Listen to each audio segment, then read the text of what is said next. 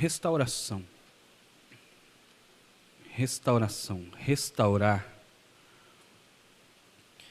Nós sabemos, nós temos um adversário, e Jesus nos falou sobre ele, nos dizendo que o ladrão não vem senão a roubar, a matar e a destruir.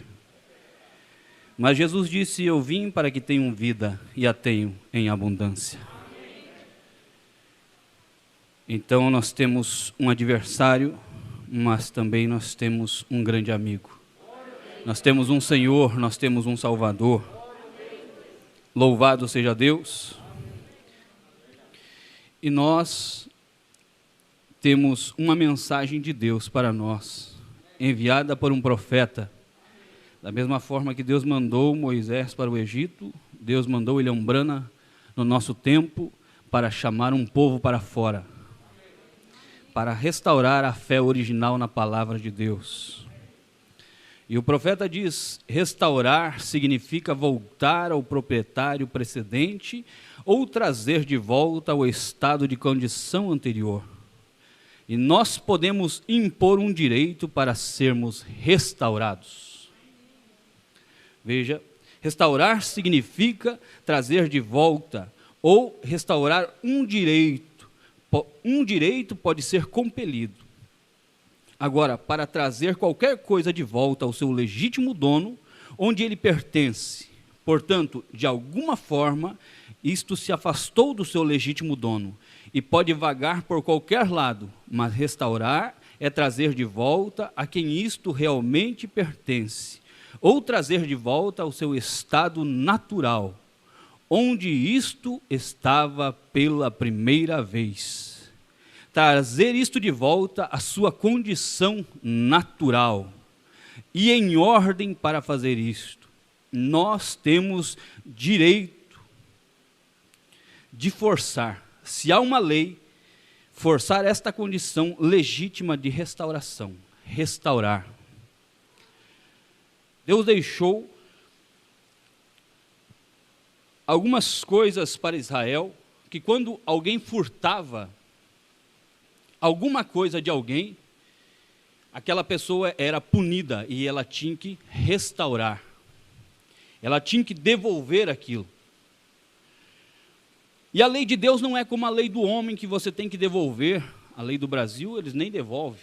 Eles roubam, a pessoa pega o preso, simplesmente consome com as coisas e gasta o dinheiro e faz o que quer. Mas a lei de Deus não. Deus sempre, quando restaura alguma coisa, aquilo é dobrado ou multiplicado. Veja, em Êxodo capítulo 22 e versículo 1, a Bíblia diz assim: os estatutos, direito à propriedade. Se alguém furtar boi ou ovelha e o degolar ou vender, por um boi pagará 5 bois.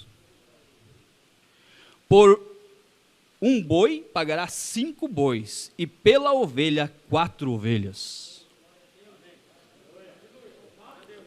Deus, ele é... Falei para ti que Deus é bom?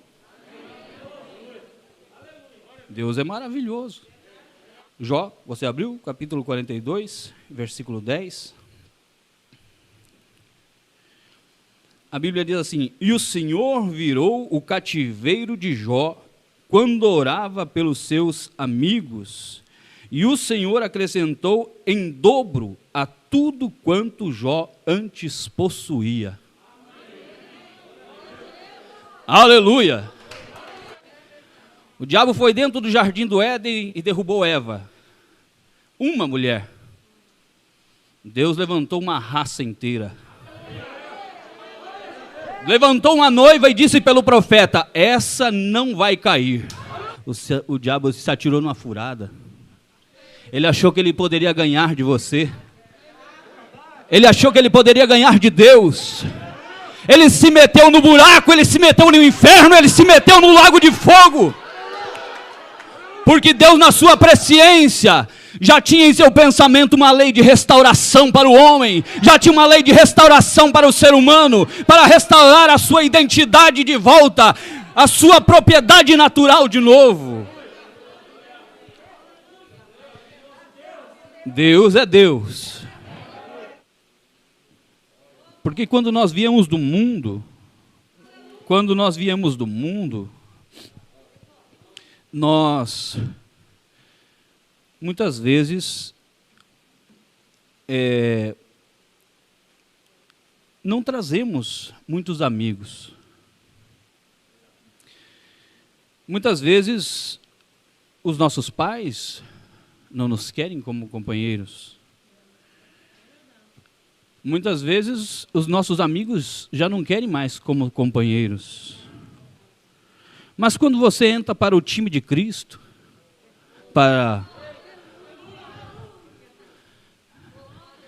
aí Deus te ressarce tudo. Deus ele não só coloca amigos, mas Ele manda mais pais, mais irmãos, mais irmãs, mais casas, manda pastores, manda profeta, manda coluna de fogo. Ele ressarce tudo. E o diabo tem que ir batendo em retirada, porque ele te dá uma lei. E esta lei é o Espírito Santo em movimento na tua vida. Ele te dá uma capa chamada Espírito Santo.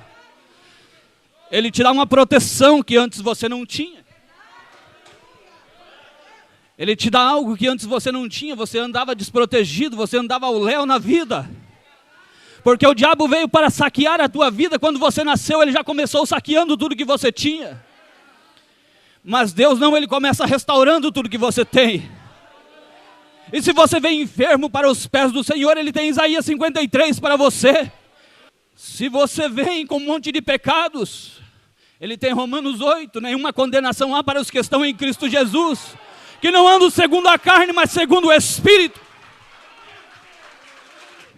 Quando Israel saiu do Egito, o Egito ficou pobre, ficou saqueado. Quando você sair da terra, esta terra ficará pobre. A riqueza está aqui. A riqueza é você.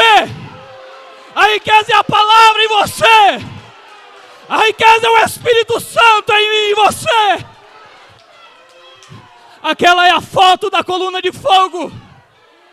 Mas aquela coluna de fogo não está mais naquela foto. Ela está dentro de mim, dentro de você.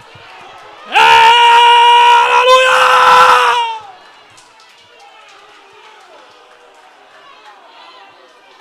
Isto não é utopia. Isto é, sabe o que é? É reconhecer quem eu sou. É reconhecer quem você é. Isto não te faz ser arrogante. Isto não te faz ser presumido.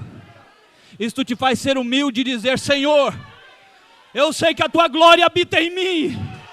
Eu quero me humilhar, mas eu quero estar debaixo da tua presença. Eu quero estar humildemente na tua presença, reconhecendo a tua palavra. Sabe, Jesus se tornou tão humilde, tão humilde, tão humilde. Sabe o que ele fez? Sabe o que ele fez? Ele veio sentar do teu lado hoje. Porque Ele não se importa com os meus erros. Ele não se importa com a minha vaidade. Ele não se importa. Ele sabe que eu sou fraco. Mas Ele foi atrás de um Zaqueu. Ele atravessou o mar para se encontrar com um gadareno. Ele se encontrou com o gadareno. E o profeta diz que quando abriu um pouquinho de tempo que o demônio saiu da frente, o gadareno se ajoelhou e quis ser liberto, porque ele reconheceu. Restauração completa. Restauração da palavra. Você é um filho, uma filha do Deus Todo-Poderoso. O Deus que disse: haja luz, e houve luz. Quando Jesus estava sendo crucificado, estava liberando paz para nós. Então você tem todo o direito, se tiver alguma coisa na tua casa que não tenha paz, você diz: Satanás, Jesus levou sobre ele tudo, e ele me deixou a paz. Então eu quero paz, e tu, incredulidade, raiva, rancor, suma daqui, em nome de Jesus. E acabou-se. Essa é a tua fé na palavra. É assim que cremos.